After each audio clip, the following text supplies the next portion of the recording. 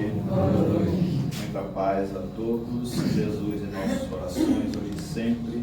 Sejam todos bem-vindos. Que a paz esteja com todos vocês e comigo também. Nosso trabalho de hoje eu sempre coloco, e é verdadeiro, que é a nossa doutrinária pública, né? Independente da casa ter os nossos dias de tratamento, atendimento espiritual, que é às quintas ao sábado, a quarta-feira sempre demanda, né, orientações, informações importantes, porque estamos trazendo sempre temas específicos e recebendo amigos, companheiros de jornada espírita que vêm de outras paragens aqui trazer o seu estudo, o seu aprendizado, os seus trabalhos. E graças a Deus esta casa tem funcionado muito bem, nos trazendo informações, orientações e respostas para as nossas questões existenciais.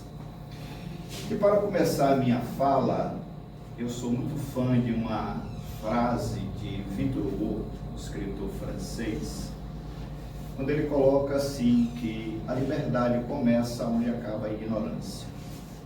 Jesus, quando esteve caminhando aqui entre nós, no físico, nos brindou com o seu conhecimento, nos banhou na sua luz, em toda a sua plenitude, e nos apresentou verdades, né, bem fundamentadas, para que nós encontrássemos e o seguíssemos nas suas verdades, o caminho do nosso crescimento, do nosso despertar consciencial.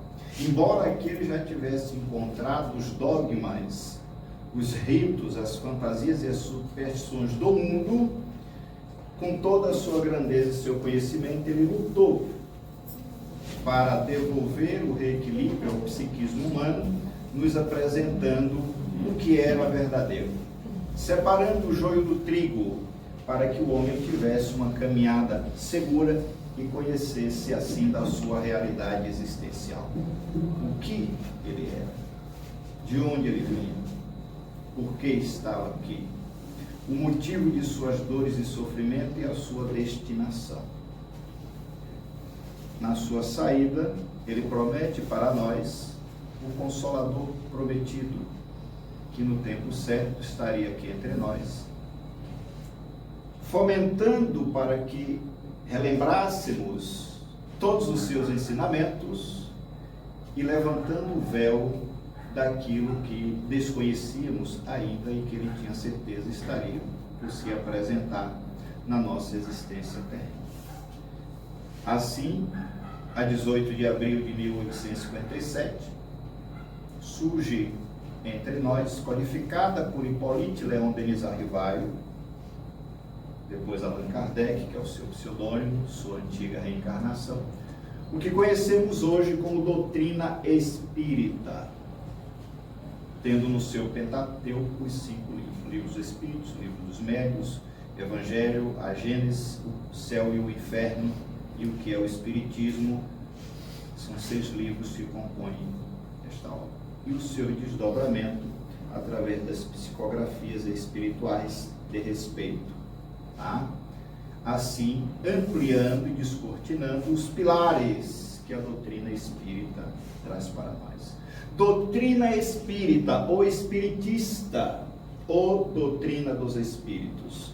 A doutrina dos guias da humanidade, tendo à frente desse panteão de entidades o espírito de verdade, aquele que só fala a verdade, aquele que defende a verdade mesmo com o preço do seu sangue perante o mundo.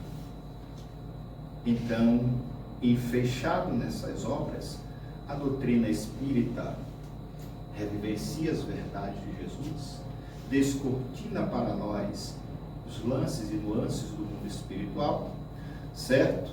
Mostra a sua existência e pré-existência, como vive o intercâmbio desses seres espirituais conosco e as consequências dessa relação. Então Jesus coloca por terra, né, as superstições, os dogmas, os credos equivocados, o atavismo que ainda lutamos por conservar, por teimosia e rebeldia. Então Jesus, colocando para nós a doutrina espírita, grave bem, o que difere do espiritualismo que nós vamos saber. Um espiritualista pode vir a ser um espírita. Um espírita jamais retorna a ser um espiritualista. Então, nós precisamos começar a compreender essas realidades. E por que dessa palestra? Feitiços, macumbas, amuleto, feiticeiro, a visão espírita. Se eu perguntar aqui, que eu não vou fazer, quantos de nós já visitou isso aqui ou já buscou isso aqui, talvez a gente fique encolhido na cadeira. Esse não é o móvel agora. O que diz a doutrina espírita sobre isso aí? E ela diz alguma coisa? É isso que nós vamos saber. Mas para que eu possa chegar até lá, primeiro eu preciso verdadeiramente saber o que é a doutrina espírita e o que ela preconiza para nós. Tá? Então, a gente vai fazer uma viagem aqui. Peço aos senhores que tenham um pouco de paciência, porque isso é um estudo. Eu debrucei em cima da doutrina espírita, quando me pediram algo sobre isso. E tem algumas coisas que a gente precisa saber. Talismã, amuleto, poder oculto, feitiçarias ou macumba, magos e feiticeiros. Existe? É verdade? Tem efeito? Para que utilizamos? Essa é a pergunta que a nossa consciência precisa fazer. Eu já busquei isso aqui para a minha vida, em algum momento? Com qual objetivo? Porque é o que ela pergunta. Isso é um mito ou uma realidade? O que é que vocês acham? Realidade? Não? Mito? Todo mundo concorda que é um mito? Sim ou não? E por que eu não concordo que seja um mito? Qual é o conhecimento que eu tenho disso aí? Conhecereis a verdade vos libertará. Disse Jesus. Então vamos lá.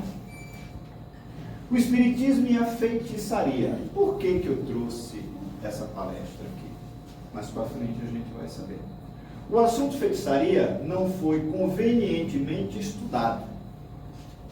Existem muitos folclores por aí, né? Muitas situações equivocadas. E ainda há espíritas que não acreditam na possibilidade da existência dos conjuros ou trabalhos feitos, como é conhecida a feitiçaria. Quando afirmamos que essas coisas não fazem, grave bem isso, parte do espiritismo, não queremos dizer que elas não têm valor, que não prestam e que não funcionam. Um estudo cuidadoso do Livro dos Espíritos e de algumas citações feitas por Allan Kardec na Revista Espírita, de maio de 1859, mostra que essas manobras mediúnicas, com a finalidade de prejudicar o próximo, são perfeitamente possíveis. É sempre com esta possibilidade, com esse propósito, que a maioria, e é muito grande a quantidade de pessoas que busca esses trabalhos, existe. Muito mais do que o que vocês possam imaginar. Não é dito por mim, não.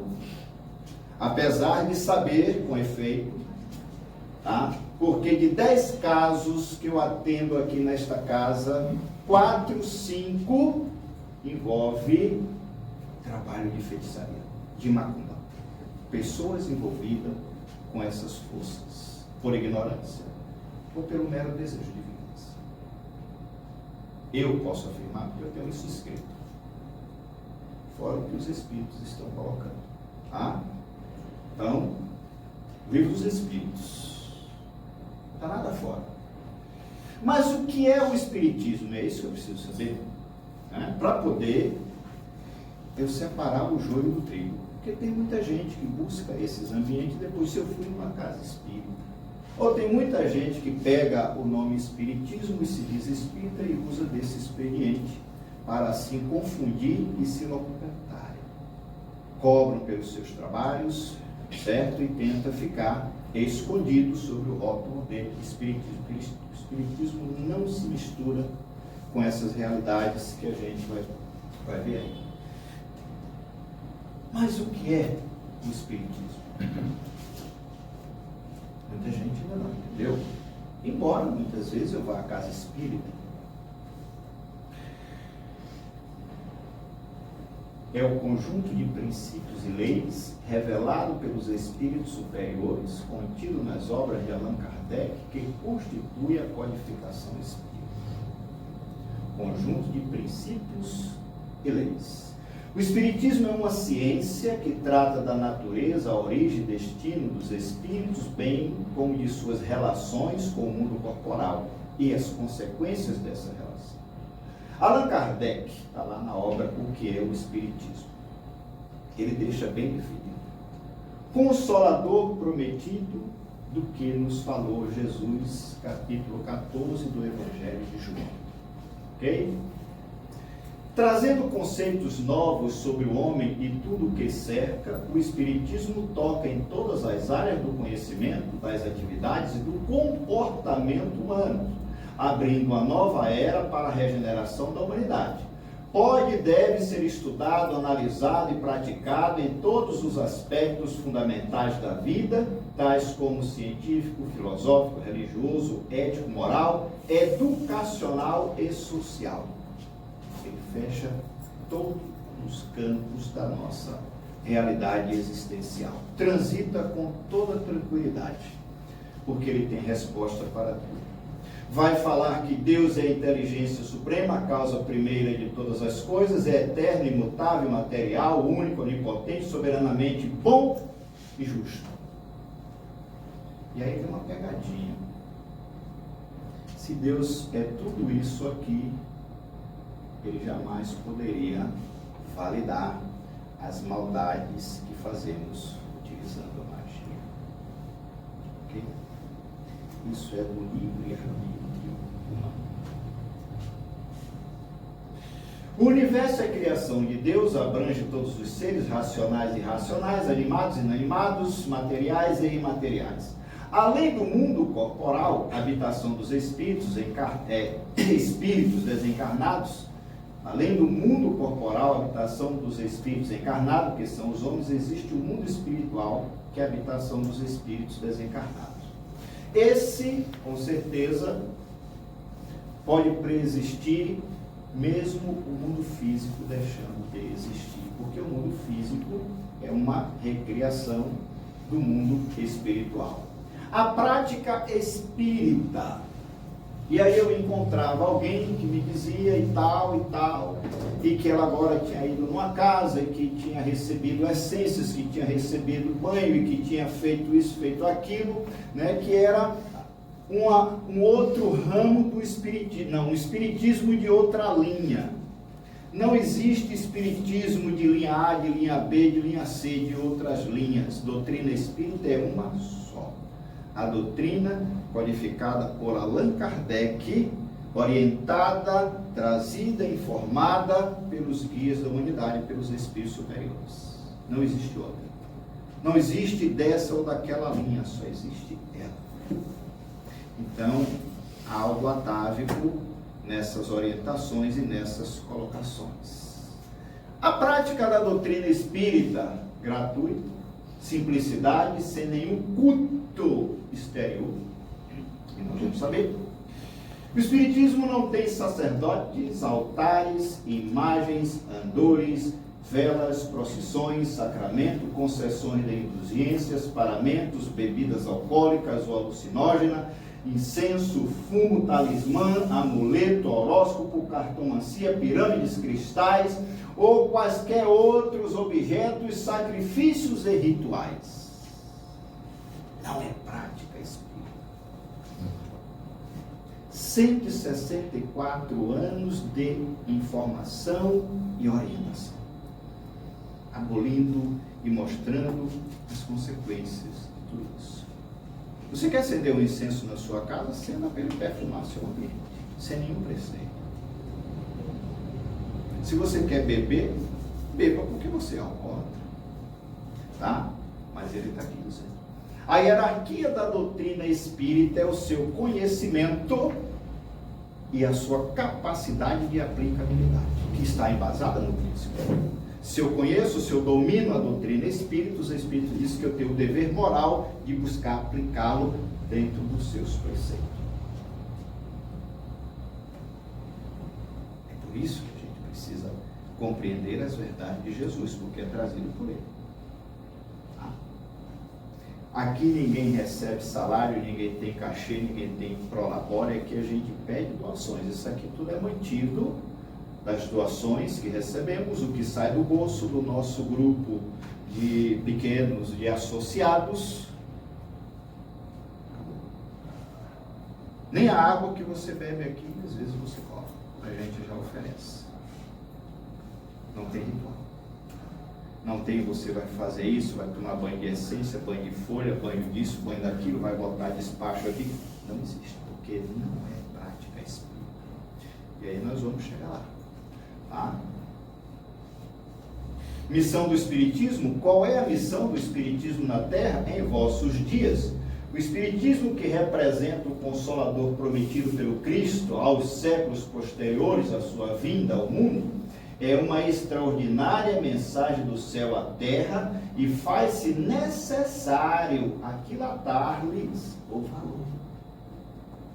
Então, se você busca uma casa espírita séria, lute, faça a sua transformação, o seu crescimento espiritual ali.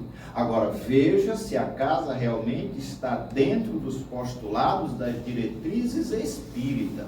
Porque o mediunismo anda campeando aí fora e muita gente utilizando e dizendo que está praticando doutrina espírita. Ainda existe multidão de espíritos rebeldes, porém, a consciência terrena, em suas características gerais, está agora apta a receber, depois de tantos anos de luta, o conhecimento espiritual que lhe fará desprezar os últimos resquícios da materialidade inconsciente, aprendendo a discernir os seus erros. O que ela revela? Para mim, então, é isso. Revela conceitos novos e mais aprofundados a respeito de Deus, do universo, dos homens, dos espíritos, das leis que regem a vida. Revela ainda o que somos, de onde viemos, para onde vamos, qual o objetivo da nossa existência e qual a razão da dor e do nosso sofrimento. Foi por isso que Jesus transitou entre nós. Então, diante de tudo isso, será que a feitiçaria existe mesmo?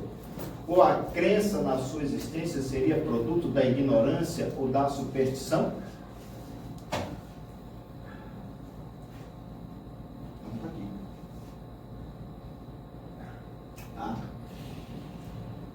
Vamos lá. Essas perguntas vêm sendo feitas com frequência por quem participa dos trabalhos práticos do Espiritismo, sem que se possa encontrar respostas convincentes. Bem, no Livro dos Espíritos, então, algumas questões que trata sobre o assunto. Pactos, temos as questões 549 e 550.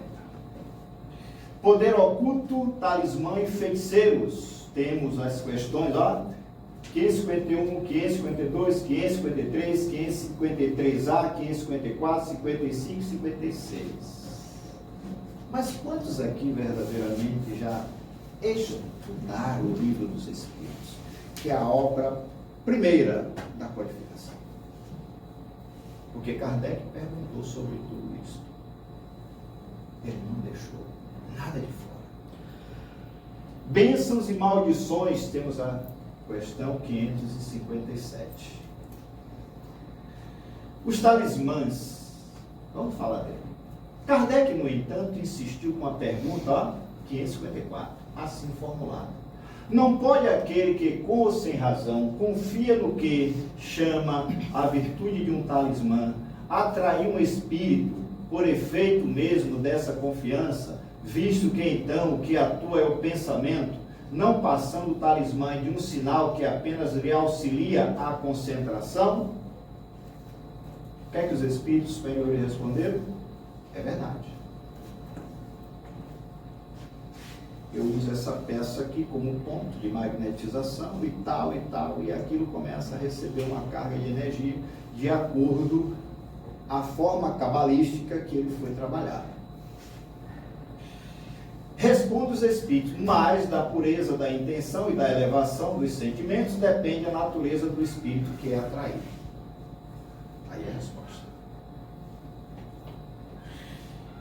Do que se depreende que o talismã em si nada vale, mas funciona como uma espécie de condensador de energias psíquicas emanada do operador, feiticeiro, que pelo pensamento atrai os seres desencarnados que eles são afins. Tudo é magnetismo. Vê questão 555 do Livro dos Espíritos. Kardec deixou lá, onde ele vai dizer que espiritismo e magnetismo são a mesma coisa, não tem uma diferença. Porque é o fluido no qual os espíritos se manifestam. É o fluido, o magnetismo animal, o magnetismo do planeta. Então são energias que, manipulada de forma positiva ou negativa, vai cumprir a sua função. Por isso que o mesmo passe que eu estou lhe aplicando, se é bem intencionado, se a minha energia é boa e se eu tenho conhecimento, vai lhe fazer bem, como o passe que eu lhe aplico com sentimento de ódio, com energia desarmonizada, viciada de álcool, de tabaco ou de outras coisas mais, ou sobre a influência de um mau espírito, vai lhe fazer mal. Por isso a doutrina espírita proíbe e pede que se evite ao máximo alguém tomar passe de alguém mediunizado, incorporado, tá? Você nunca sabe quem está por detrás. Diferença entre, não ficou de fora, o amuleto e o talismã. A pequena diferença de interpretação entre ambos, pois o talismã é confeccionado com o fito exclusivo de criar uma aura protetora em torno do seu possuidor, para então ressarcir os impactos de fluidos perniciosos.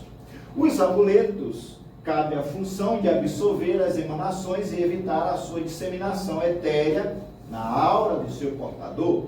Portanto, o talismã é exclusivamente defensivo e próprio para desviar as cargas fluídicas negativas desferidas contra o seu dono.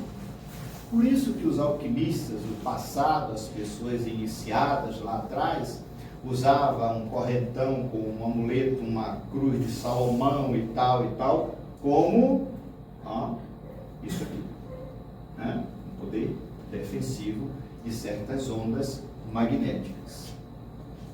Os amuletos e os talismãs exercem função de catalisadores de fluidos, bons ou maus. Na função de catalisadores, recebe e acumulam as forças magnéticas positivas projetada contra seu dono e dispersa as forças negativas, dessa forma imunizando o campo áurico do indivíduo. Bem, isso para o indivíduo que conserva a crença na superstição, né, desses campos de energia, de magia e tudo mais. Beleza. E aí nós vamos falar dos pactos que se fazem, né? Ou como se dizem, se fazem aí o pacto com as sombras, com os demônios, com isso, com aquilo e tal, né? Vamos ver. Na questão 549, há alguma coisa de verdadeiro nos pactos com os maus espíritos? A gente aprende na doutrina espírita que isso tudo está numa lei de sintonia. Quando Kardec pergunta na questão 459 seguinte se os espíritos interferem, influenciam em nossas vidas, a resposta é taxativa. Sim. E ordinários são esses que nos dirigem. E aí eu ofereço espaço para quem eu quero que me dirija. E nós vamos ver quando eu estou mantendo esse vínculo psíquico, mental, né? Através do pensamento, do comportamento, de minhas atitudes ou dos meus rituais de oferendas, de barganhas com essas entidades, que não são nada mais, nada menos do que espíritos inferiores, negativos, grosseiros, dominadores. Porque espírito superior nenhum se dobra aos nossos caprichos. espírito superior nenhum desce em encruzilhada, dentro de mato, beira de rio, para comer aquela porcariada que muitos de nós colocamos lá. É isso que a gente precisa entender. Não há pacto com os maus espíritos, há, porém, naturezas más que simpatizam com os maus espíritos e pedem a eles que pratiquem o mal, ficando então obrigados a servir depois a esses espíritos, porque estes também precisam do seu auxílio. Nisto é que consiste o pacto, por exemplo. Queres atormentar o teu vizinho e não sabe como fazê-los? Chama então uns espíritos inferiores que, como tu, só querem o mal, e para te ajudar querem também que os sirvam com seus maus desígnios. Mas disso não se segue que o teu vizinho não possa se livrar dele por uma conjuração contrária ou pela sua própria vontade. A pessoa tem um bom caráter, a pessoa tem fé, a pessoa tem a sua forma de se defender, mas eu não gosto daquele cidadão. Então eu busco uma forma de lhe atingir. Como é que eu busco utilizar esses maus espíritos? Nos rituais, nos pagamentos que eu ofereço para eles. Do mesmo jeito que eu pago alguém aqui que eu não tenho coragem de fazer para agredir, atacar, assassinar, surrar alguém ali na esquina, eu vou me mancomunar com essas entidades. Só que depois eu vou ter que servir a eles também. Isso é a lei. É a lei. Você escraviza ele agora, depois ele escraviza você. Nada que vocês consigam burlando a lei, que esteja fora da programação do merecimento de cada um de nós, não vai para frente. E você devolve. Então, você vai servir a eles. Não tenha dúvida disso. Não importa o tempo. No trecho citado, o Espírito de Verdade demonstra de maneira muito clara que é possível uma criatura evocar maus espíritos, sim, para ajudá-la a causar mal a uma outra pessoa. Não há pacto, há formação de vínculos de simpatia. É a lei da sintonia. Tá? Por que não há pacto? Porque quando você quebra depois, o pacto acabou. A lei de sintonia não. Ele me serviu, eu vou ter que servir a ele depois. Isto é a lei. Tá? A resposta esclarece ainda que este ato pode ser realizado por uma sequência de procedimento conhecido como conjuração. Está lá. Você procura um terreiro, o médium iniciado que se diz pai de santo, né, ou mãe de santo, né? Vai lá, conhece os termos cabalístico, ritualístico, utiliza, pede a você o pagamento, o ritual que você vai cumprir, e ali aquela sequência de entidades vinculada àquela onda magnética se apresenta para cumprir aquele papel. Depois você devolve. E vai devolver. Tá? Tá aqui. E vai mais longe dizendo que a pessoa atingida pelo malefício poderá se livrar dele por uma vontade poderosa ou por uma conjuração contrária àquela que foi usada para fazer. Um desconjuro, que nos terreiros de Umbanda se chama desmanche. Tá? Só que terreiro não desmancha trabalho que o outro faz. Se você quiser desmanchar um trabalho de macumba, procura um centro espírita. Porque eles têm um pacto, o que um faz, o outro não desmancha. Ok? Então é preciso que a gente estude. Fazer o mal com o auxílio de um espírito mau.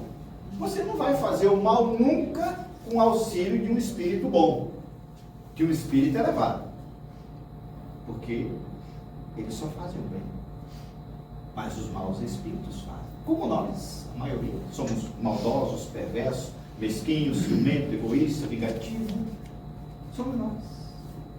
E aí nós vamos sintonizar com aqueles magos, diálogo com as sombras, os magos negros. Tem uma capacidade de manipular fluido magnético de forma negativa extraordinária. E faz estrago. Faz estrago. Só que o estrago que você faz na vida de alguém vai ser feito na sua vida depois. Tá? Grave bem isso. Na questão 551, pergunta-se ao Espírito Verdade se alguém poderia fazer mal ao seu próximo com auxílio de um espírito mau que ele fosse devotado. A resposta do Consolador é taxativa. Veja bem, Deus não permitiria. Bem, aparentemente, parece encerrar a questão. Entretanto, continuando o estudo, vemos que ainda temos muito que aprender, porque ele vai dizer aqui, só se proíbe o que é possível acontecer. Primeiro, só vai ser proibido porque é possível. Se não fosse, não havia proibição. Então é factível de você usar um mau espírito para atingir a outra pessoa. E vai mais. Recordando as bases nas quais se assenta o argumento a favor da doutrina, lembramos da conhecida citação de Moisés, em que ele proibia o contato com os mortos. O legislador hebreu somente proibiria algo que fosse possível acontecer, depondo assim a favor da comunicabilidade dos espíritos.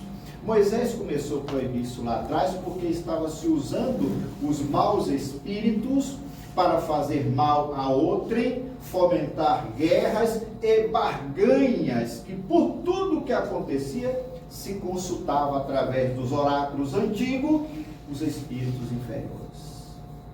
Então Moisés, conhecedor, vai lá e proíbe para poder conter essa realidade. As palavras do Consolador em relação à possibilidade de alguém valer-se de um espírito inferior para fazer mal ao seu próximo é uma situação semelhante. Deus só não permitiria uma coisa que fosse possível acontecer, o que por si mesmo testifica a possibilidade da ocorrência do fenômeno obsessivo. Por isso nós sofremos severas obsessões. Não é porque Deus quer, é porque ela existe.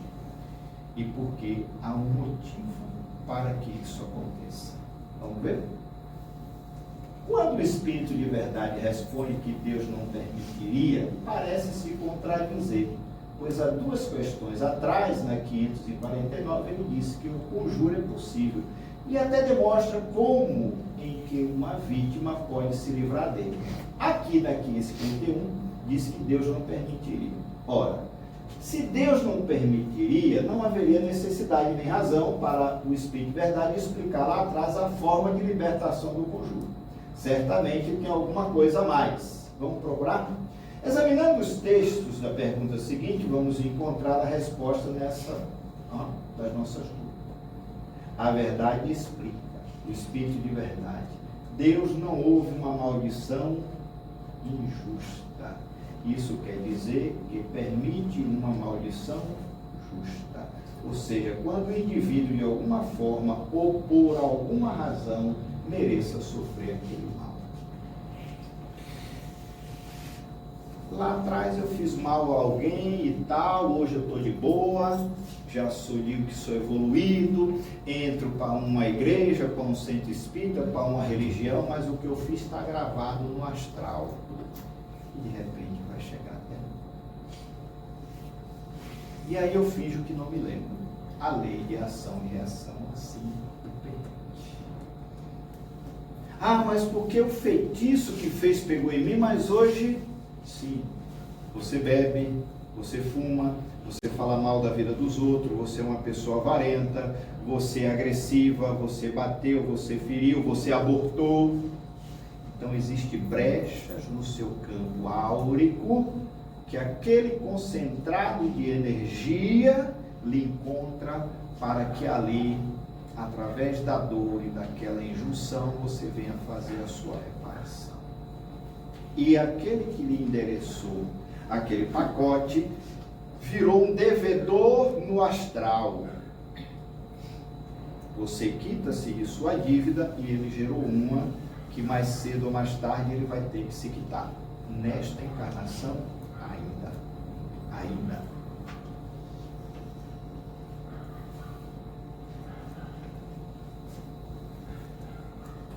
Estudemos cuidadosamente a situação. E elucida ainda. Esta não fere o amaldiçoado se ele não for mau, e sua proteção não cobre aquele que não mereça. Isto tudo, na verdade, é uma questão de sintonias. Pessoas boas não sintonizam seus pensamentos e sentimentos com energias densas e negativas. Dessa forma, se protegem. Entende-se, pois, que o Espírito de verdade não entrou em contradição, como se poderia pensar a princípio. do Livro dos Espíritos é que precisa ser estudado com mais atenção e profundidade. Está tudo aqui. Não tem nada fora, porque a doutrina veio justamente para tocar em todos os pontos da nossa existência. O papel da doutrina espírita entre nós é reeducar o homem, resgatar o homem dele mesmo para devolvê-lo num novo patamar de consciência que a gente está demorando a despertar. Magos e feiticeiros, desconhecimento sobre o feitiço. Você procura um macumbeiro de fundo de quintal, ou terreiro, seja lá qual for, porque só lá você vai fazer isso. No centro espírita você não vai fazer feitiço para ninguém. E olha que já bateu muita gente aqui procurando saber se não podia saber dos espíritos, fazer um trabalho porque alguém lá... Não. Nós não fazemos trabalho aqui para prejudicar ninguém, pelo contrário. Nós só trabalhamos para a libertação e a conscientização de sua realidade.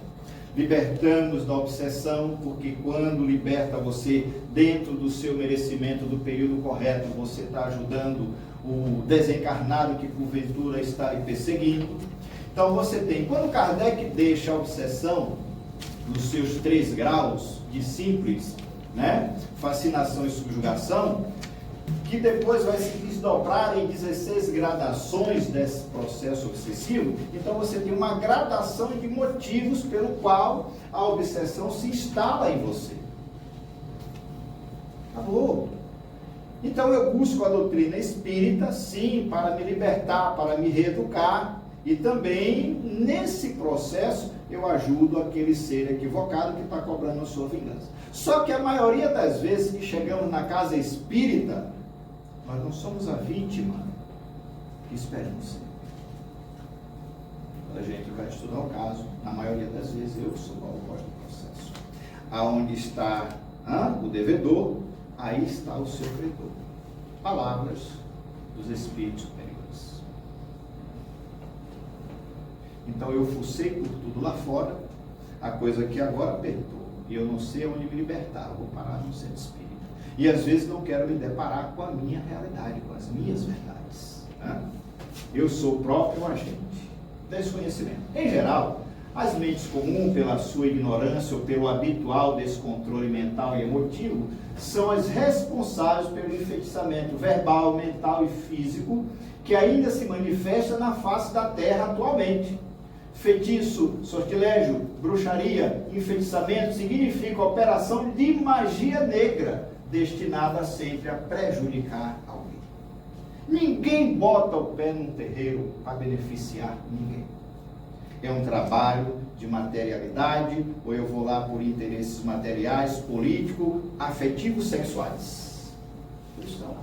Mãe não sei quem, pai não sei quem, porque todo mundo é mãe, todo mundo é pai, não sei de quê. Trago seu amor em não sei quantos dias. Faço amarração para seu amor não deixar você. Devolve emprego. E aí eu vou para lá. Não sabendo que eu estou me vinculando com mentes sombrias que vai lutar para não largar o osso. São difíceis de largar o osso. Eu posso falar isso nesses anos todos de tratamento, de estudo, pesquisa e busca que a gente vem trabalhando. É preciso que a gente atente para isso.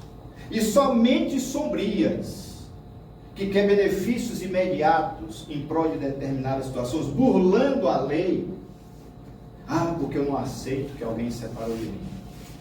Porque, não tem porquê. Vá para o Evangelho, que suas respostas estão aqui.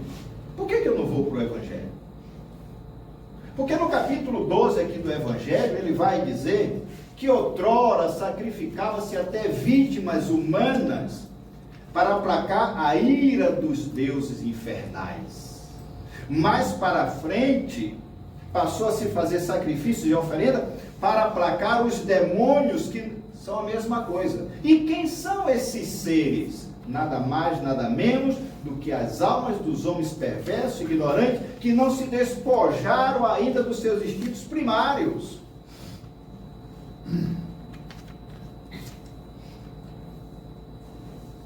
Qual é o espírito bom que precisa de sangue de ninguém? A doutrina condena sacrifício, ela é em prol da vida. Em pleno século XXI, eles estão dizendo que estão se reeditando a magia como se estivéssemos no século XIX.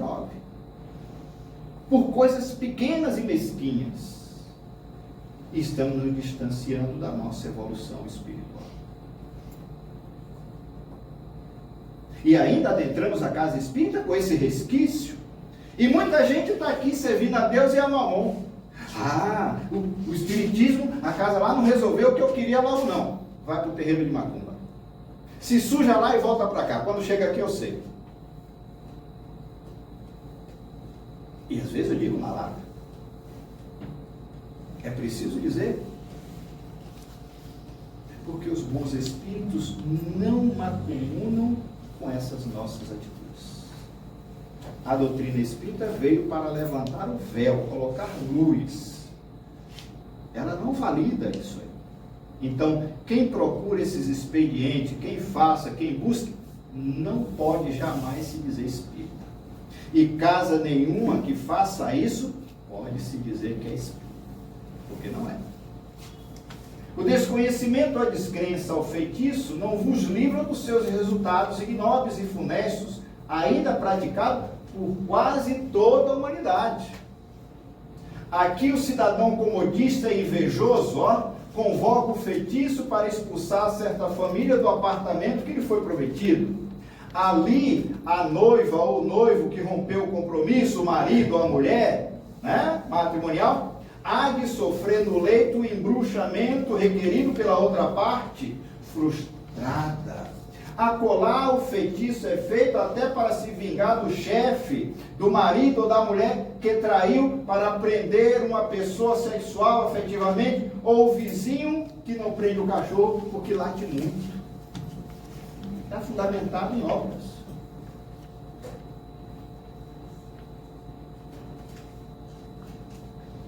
Vou lá burlar a lei porque eu preciso arrumar um homem, porque eu não posso viver sem arrumar uma mulher, ou porque alguém me traiu, eu vou cobrar uma vingança, eu vou fazer, eu vou acontecer.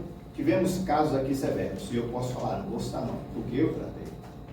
O cidadão não perdeu a perna aqui por causa de um processo envolvendo trabalho, porque chegou a tempo aqui e lutou. E os médicos não conseguiam expedir um relatório afirmando o que era aquilo. Não teve medicação. Percorreu os melhores hospitais de Salvador. Foi tratado aqui. Eu tratei uma criatura aqui na cidade vizinha que depois do término de um relacionamento definhou igual um quiabo. Duas, aliás. E o processo foi feito no terreiro da cidade. Uma foi feita pelo filho do dono do terreiro, que tinha uma relação com a criatura. E a outra chegou depois do término da relação. E o problema estava num simples objeto que ela recebeu para botar no pescoço. Não morreu, porque chegou a tempo e eu descobri o processo. A misericórdia de Deus. Então não estou falando aqui porque eu ouvi dizer. Estou falando porque eu tenho lidado com isso. Então isso aqui nós ainda estamos reeditando em larga frequência. E o pior, como ainda nos mantemos num estado primário de pensamentos e atitudes, esses portentados e concentrados de energia, como coloca Hermínio Corrêa de Miranda, nos encontra com uma facilidade que você não imagina. Eu tenho uma advogada que durante um mês ela bateu o carro 5 vezes. Teve para morrer 2, porque a batida foi severa. E ela não sabia por quê. Surtou dentro do próprio escritório, acabou com o escritório novinho, recém-montado. E não sabia por quê. Nada. Depois foi para cima da cama, tremia igual vara verde e papava. E eu fui atender. Está viva. Ela ainda trabalha no 8º andar do centro empresarial Iguatemi. Mas levou 9 meses que não morreu porque alguém ligou e disse: meu amigo, você entende dessas coisas, o que é que a gente pode fazer? Ser espírita, atendimento. Eu fui. E ela veio aqui. Veio umas 5 vezes aqui e umas 4 vezes em São Sebastião. Por um processo de feitiçaria feito por uma colega de trabalho, uma rival de trabalho. Então eu estou dando testemunho. Nos trabalhos de conjuros e feiticeiros, praticam a imprecação, pedir ou rogar com insistência a fim de obrigar uma entidade espiritual manifestar-se para cumprir um serviço ou assumir certa responsabilidade no mundo espiritual. Mas o conjuro também implica uma espécie de obrigação ou compromisso entre o evocador e o evocado. Nisto apenas é que consiste o pacto, obrigação ou compromisso, pois satisfeito o pedido ou feito o serviço, o primeiro fica vinculado ao sócio para retribuí-lo em vida ou mesmo depois de desencarnado. Então, quando você se macomuna com isso, quando você paga, quando você arriou o trabalho ali, você já fez um vínculo. E aquilo vai ficar na sua cola. Quando você deixa, quando você quer fugir do processo, ele se apresenta. Agora está cuspindo no prato com o meu, não vai ficar assim não. Ela me pertence, ela foi lá, viu? Ela me usou e agora eu quero a minha cota. E vai correr atrás. E aí você não tem paz. Não se sabe o período, porque eles também têm livre-arbítrio. Seu espírito como nós. O que é a magia? Alguém sabe o que é a magia? Mas muita gente vai buscar ela lá.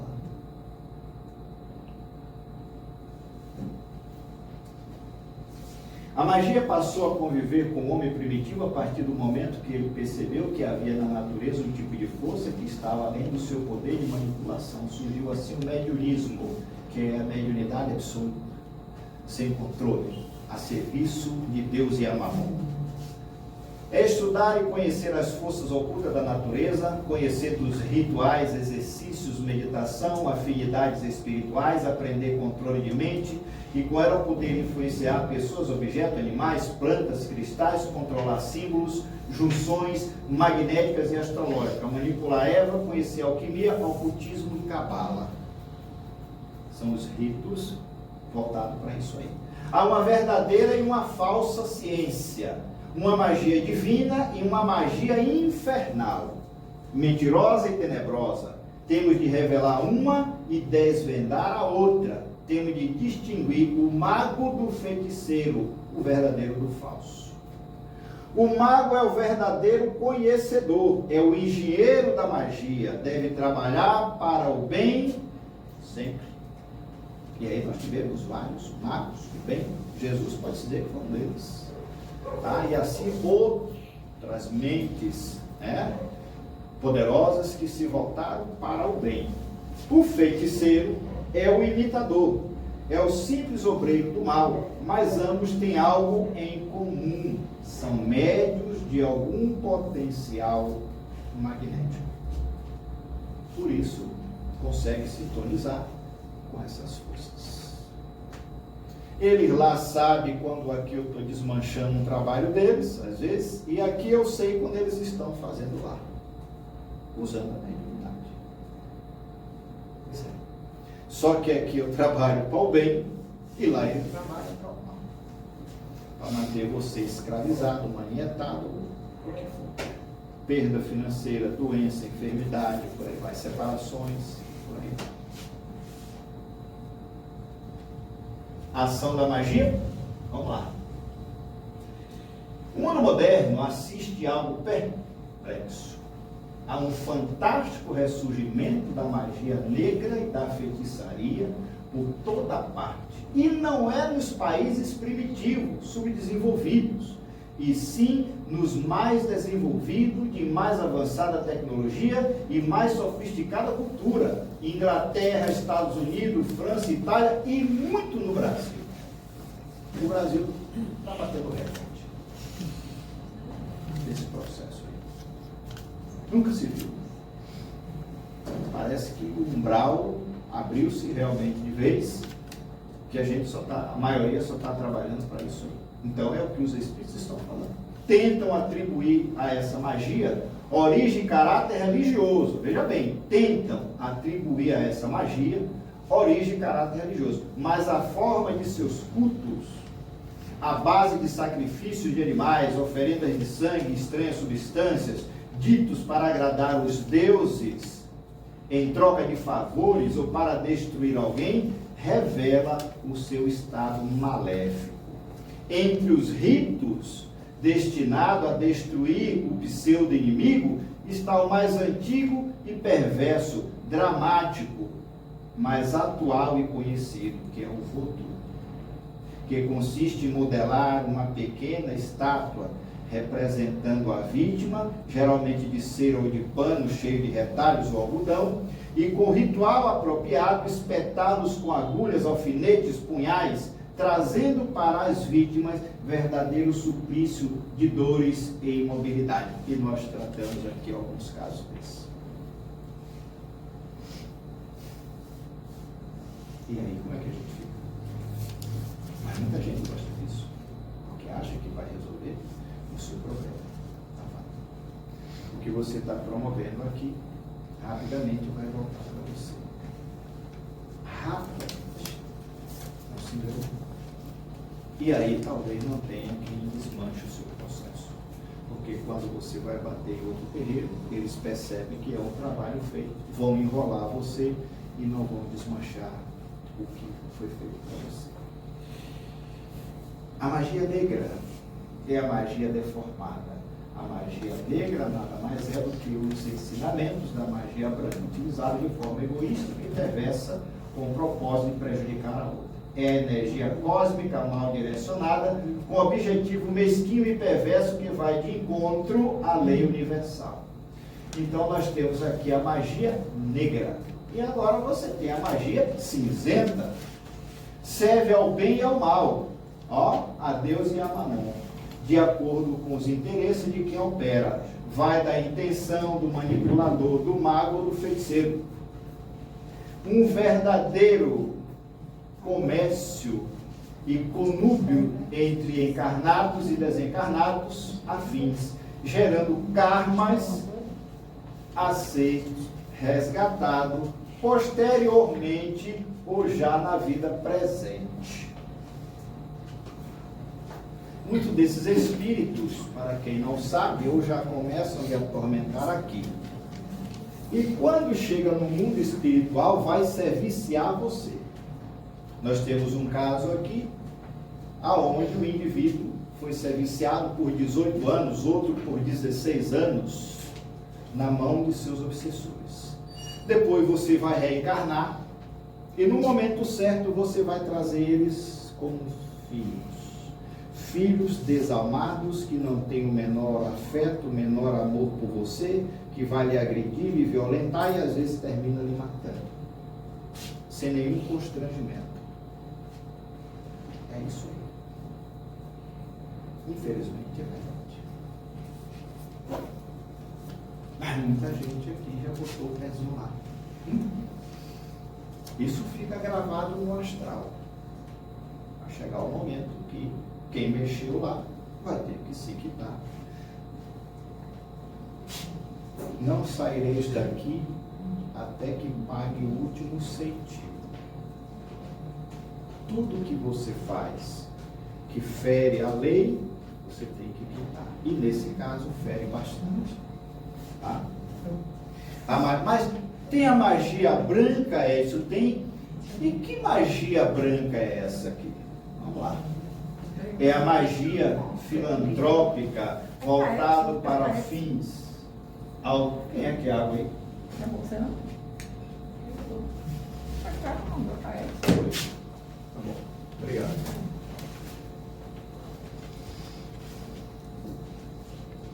Voltado para fins altruístas, que visa, a partir da intervenção dos seres divinos, promover o bem-estar individual e da coletividade. Jesus é o autor da magia branca. Para fazer frente a tudo isso aqui, ele desce entre nós e vem trazer a magia branca, que é a magia do amor, a magia do perdão, a magia da solidariedade, da fraternidade, das ações positivas e meritórias em favor da coletividade. Capítulo 12 do Evangelho. Amai os vossos inimigos. Então a doutrina espírita, ela vem desconstruir tudo isso. Vamos ver. Os objetos podem ser impregnar-se de energia. No livro Nos Domínios da Mediunidade, no capítulo 26, André Luiz vai provar isso. Trata da psicometria, que designa-se como faculdade de ler as impressões energéticas dos objetos, demonstrando dessa forma que os objetos podem ficar impregnados de energias. Os objetos materiais utilizados para firmar a feitiçaria são apenas os núcleos de energias, condensada ou congelada, conforme considerou Einstein sobre a verdadeira natureza da matéria. Eles dinamizam a energia ou eletronismo, contido na intimidade dos mesmos, produzindo combinações fluídicas que depois se projetam funestamente através dos endereços vibratórios. Vamos ver quem é o endereço vibratório, viu? Como o feiticeiro prepara os objetos do enfeitiçamento? Estes funcionam como acumuladores, condensadores, de forças obedientes à vontade experimentada dos feiticeiros, que transformaram os objetos em fonte catalisadora de fluidos benfeitores ou maléficos. Mas o êxito da bruxaria também depende da cooperação eficiente dos espíritos encarnados e comparsas do feiticeiro, os quais se encarregam de desmaterializar os objetos em questão, transportando as matrizes ou duplo etérico para serem materializados nos travesseiros, colchões ou locais onde as vítimas permaneçam frequentemente. Basta plantar um objetozinho ali e já foi a irradiação, né, no ambiente. O que devemos entender por endereço vibratório? O endereço vibratório é o objeto ou coisa pertencente à vítima, que o feiticeiro ajusta o seu trabalho catalisador de bruxaria. Essa moça foi um pingente, né, muito bonito, de ouro e prata, com uma foto que ela muito gostava, que foi tirada, e aí o cara comprou esse pingente e deu como lembrança, né, e ela colocou no pescoço. Beleza, foi o endereço vibratório. Pode ser um secador de cabelo. Tem a outra que foi o secador de cabelo, recebeu um presente, o secador de cabelo. A vida dela foi para o espaço. Toda vez que ela usava aquele secador de cabelo, ela adoecia e não sabia por quê. E assim sucessivamente. É calcinha, é blusa, alguma peça de roupa que você usou, como foi o caso de São Sebastião, que está ainda impregnado de sua energia. Um relógio, qualquer coisa que teve contato com o seu campo magnético. Aqui, ó, percebe o que é que nós temos aqui? Um secador de cabelo.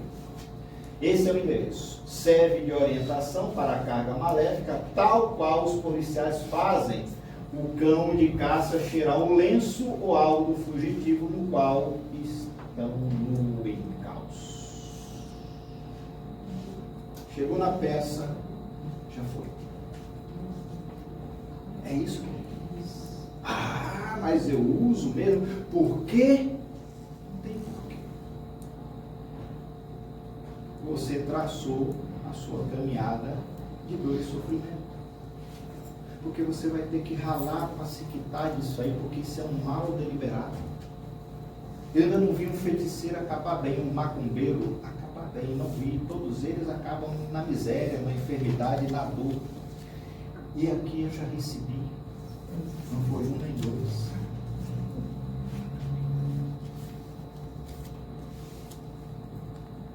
Mas nós praticamos isso e achamos isso normal e corriqueiro.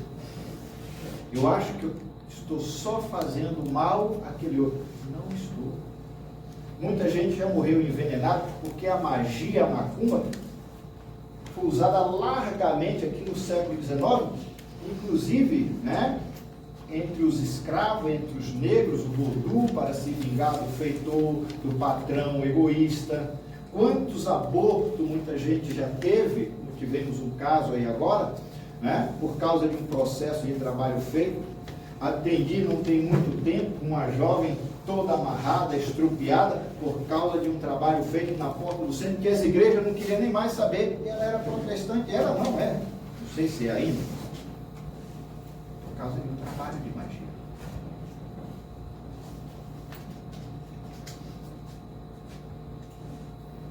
Então eles vão, na sua tarefa de enfeitiçar o objeto para atingir o clímax proveitoso, o feiticeiro precisa seguir um ritual gradativo e progressivo no seu trabalho, obedecendo as fases e as leis já consagradas e conhecidas naquele processo.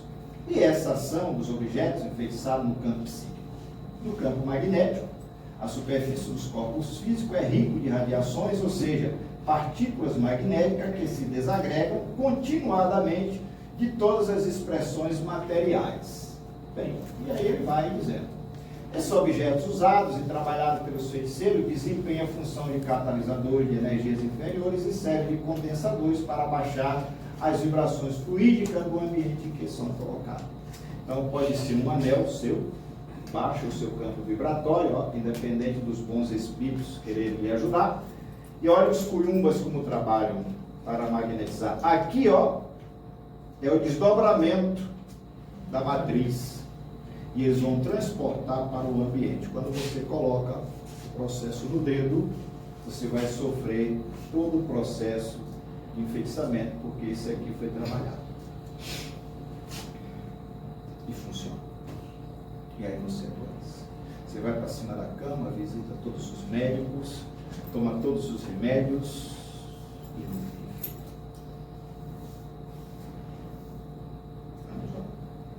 Não fecha os olhos para dizer que não viu. Então, essa ação, que é o esforço principal do feiticeiro, é isolar a vítima desse auxílio psíquico, deixando desamparada na esfera da inspiração superior, entregue apenas à sugestão malévola que lhe desorienta as atividades financeiras, provocam perturbações emotivas, condições pessimistas, conflitos domésticos. E tanto quanto mais a vítima se rebela, se aflige, em vez de optar pela oração e vigilância, as suas próprias imprudências e rebeldias emotivas, pensamentos adversos, ela também oferece maior campo de ação favorável para os espíritos desagregados e felicitarem a sua vida. Então veja como a gente contribui. Bem, aqui nós vamos chegando para o final, que ele vai dizer que todos esses indivíduos que estão utilizando desse expediente trouxe um quê de mediunidade, o que faculta este intercâmbio com essas forças sombrias, do baixo clero espiritual, mas que são de uma inteligência extraordinária. São verdadeiros magos, alquimistas, feiticeiros, engenheiros, químicos do mal. Aquele que fabrica a bomba atômica, que fabrica o remédio abortivo, que fomenta as guerras, as dominações, são essas mentes tenebrosas que pegam esses espíritos inferiores, magnetizam, ameaçam. Como é que você vai pegar um espírito bom, indo para dentro de um cemitério, ameaçar um espírito morto para cumprir aquele seu desejo de vingança e achar que ali tem um espírito bom? Eu quero que vocês me provem, porque a doutrina espírita está apontando tudo isso aí. Eu quero ver qual é o espírito de alta hierarquia que vai descer nas encruzilhadas da vida para comer, beber plasma sanguíneo de animal, beber cachaça, fumar charuto, comer aquela porcariada azeda, sangue de bode, de garrote, de galinha, de urubu, para atender um pedido seu. Mas você vai fazer isso para atingir outra pessoa. E acha que está com a bola toda. Que ignorância ainda, irmãos. E depois não queremos sofrer as dores das nossas ações. Por isso que muita gente não gosta de centro espírita. Porque o centro espírita, na série, ele vai saber de tudo isso aqui. Então ele lhe coloca, né, a respeito dos dons espirituais. Ele coloca aqui: não quero, irmãos, sejais ignorantes, sabeis que outrora, quando era gentil, deixava-os conduzir-vos aos ídolos mudos, segundo eras guiados. Por isso vos faço compreender que ninguém que fala pelo Espírito de Deus afirma. Anátema, Jesus, por outro lado, ninguém pode dizer Senhor Jesus, senão pelo Espírito Santo. Ora, os dons são diversos, mas o Espírito é o mesmo. E também há diversidade nos serviços, mas o Senhor é o mesmo. E há diversidade nas realizações, mas o mesmo Deus é quem opera tudo em todos. Então Ele sabe de tudo que você está fazendo. A mediunidade, porque a um é dado mediante o Espírito a palavra da sabedoria, e a outro, segundo o mesmo Espírito, a palavra do conhecimento, a outro mesmo Espírito a fé, a outro mesmo Espírito os dons de curar, a outra operações de milagre, a outra profecia, a outro discernimento de Espírito, e uma variedade de línguas e outra capacidade de interpretar. Apreciam-se os Espíritos pela linguagem de que usa e pelas suas ações. Estas se traduzem pelos sentimentos que eles inspiram e pelos conselhos que nos dão. Admitindo que os bons espíritos só podem dizer e fazer o bem, de um bom espírito não pode provir o que tenda para o mal. Aí está a resposta.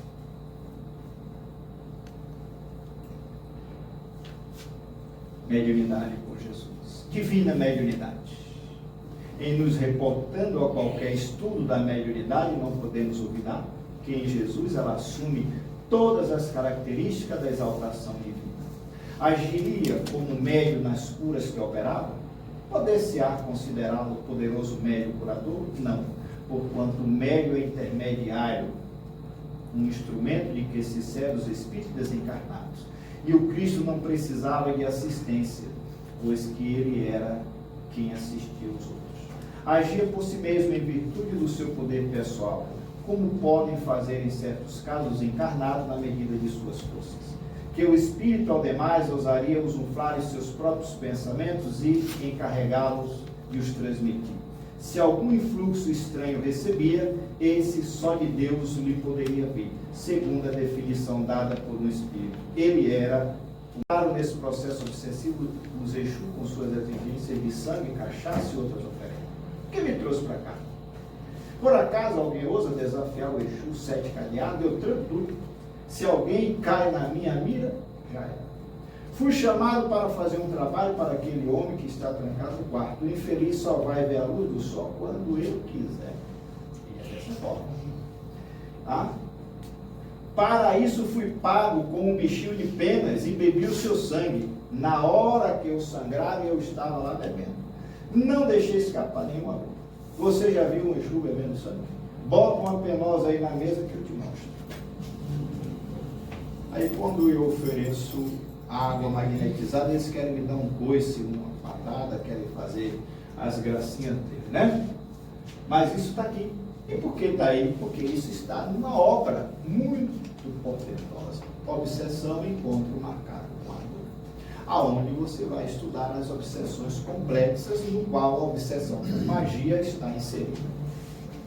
Durante uma reunião de desobsessão, devemos estar preparados para qualquer tipo de atendimento, por mais inesperado que ele seja. Neste campo, a obsessão e dinamismo é uma característica de diversidade, uma rotina a qual ocorre no hospital de emergência, e é. O médium, estou em uma casa bastante vigiada e noto que há uma espécie de buraco na parede pelo qual passam os espíritos deformados. Baseado no estudo que já fiz sobre este tema, suponho que eles são atraídos pela energia negativa que emana do jovem. Aqui observa. Seu perispírito está encharcado de uma substância cosmética que atrai os vampiros, como o açúcar atrai as formigas. Ok.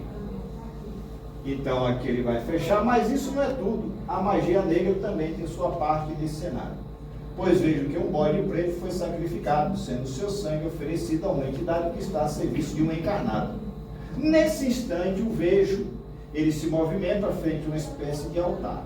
Está apreensivo, certamente, prevendo alguma interferência em seu trabalho. Seu rosto demonstra desconfiança e um pouco de medo.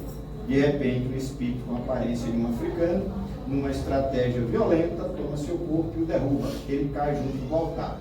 Terei que recebê-lo para que você converse com ele. Isso aqui é um processo de desmanche de um trabalho de magia dentro de um centro espírita. Na íntegra, para que ninguém tenha dúvida, porque está aí como está na obra. E é isso que acontece. E aqui nós estamos chegando no final. Diz o autor espiritual que a certo ponto da história evolutiva iniciou-se um correio entre o plano físico e o plano extrafísico.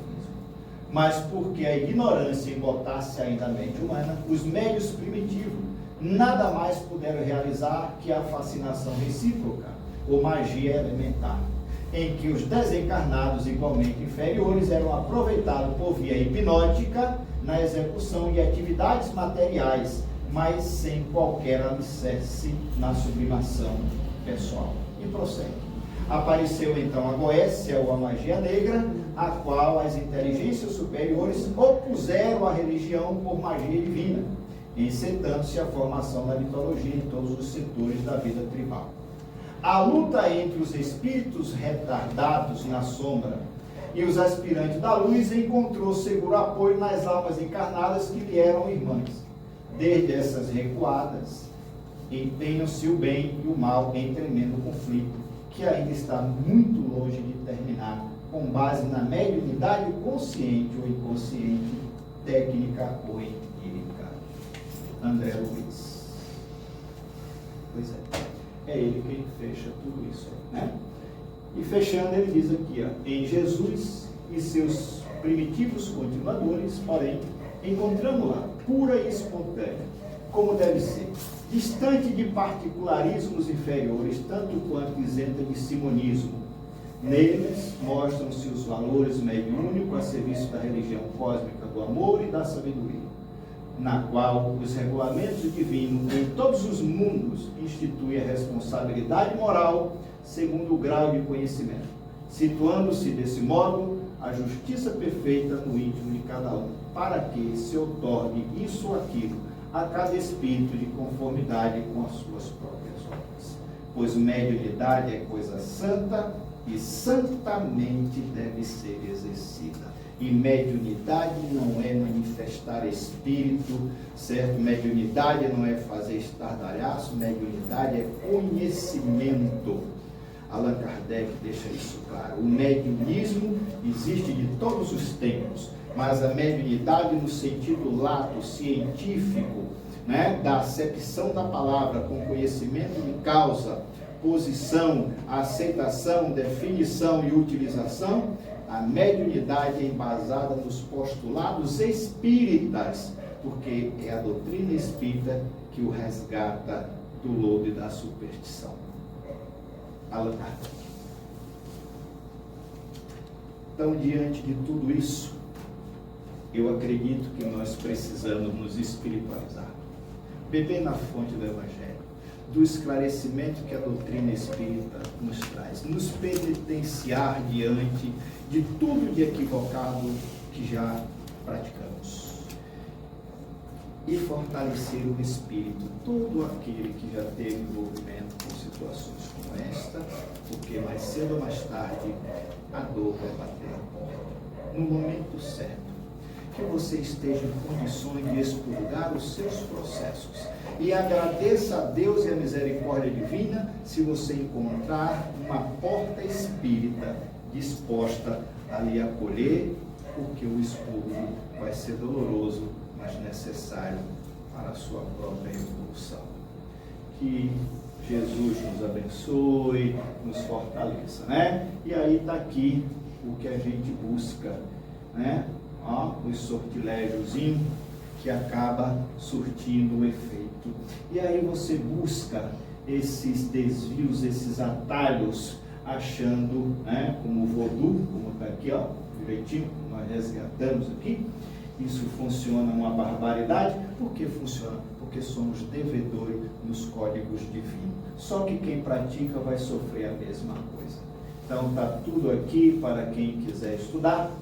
Essa palestra foi desenvolvida, já percorreu aí, foi para uma determinada cidade, mas já percorreu 4. E eu achei no direito de apresentar ela aqui, diante das situações que nós temos vivenciado, de presenças constantes, de ações de magia que bate à porta da casa espírita.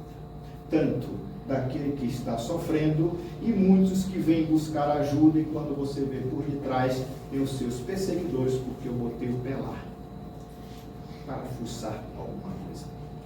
Então, que a misericórdia divina tenha piedade de todos nós, neste mundo de provas e expiações. A doutrina espírita, ela veio para isto, descortinar, levantar o véu e reeducar as mentes ainda deseducadas, rebeldes, presas no seu atavismo, no seu primitivismo, distante da mensagem de Jesus. Esse povo me honra com os lábios, mas tem distante de mim o coração, porque quem tem coração não age dessa maneira. Que o Senhor nos abençoe e nos dê muita paz e muita reflexão.